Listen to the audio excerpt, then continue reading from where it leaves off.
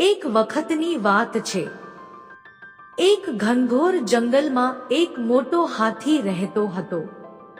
તે ખૂબ જ શક્તિશાળી હતો અને પોતાના દંભ માટે જાણીતો હતો. હાથીને લાગતું કે તે જંગલમાં સૌથી શક્તિશાળી પ્રાણી છે અને તે નાના પ્રાણીઓનું હંમેશા અપમાન કરતો. એક દિવસ હાથી એક નાની કીડીને જોઈ અને હસતો હસતો બોલ્યો, "તું કેટલી નાની છે. તારા જેવી નાની કીડીનું આ દુનિયામાં શું કામ?"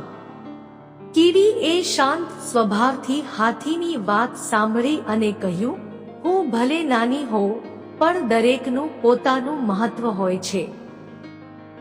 હાથી એ તેનો મજાક ઉડાવ્યો અને ભારે પગથી જમીન ધ્રુજાવી દીધી.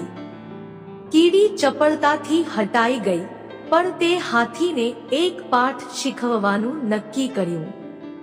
બીજે દિવસે જ્યારે હાથી આરામ કરી રહ્યો હતો, કીડી હાથીની સૂંઢમાં ઘૂસી ગઈ અને તેને જોરથી કાટવા લાગી.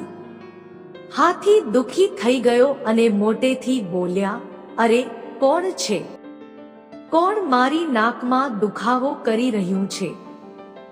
હાથી ઘણો યત્ન કર્યો, પણ તે કીડીને હટાવી શક્યો નહીં.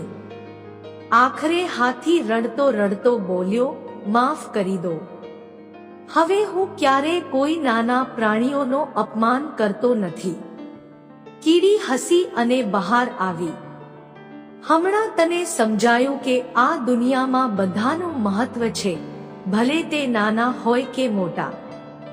હાથી શરમાઈ ગયો અને તે દિવસેથી ક્યારેય કોઈ નાના પ્રાણીને હેરાન ન કરવાનું નક્કી કર્યું.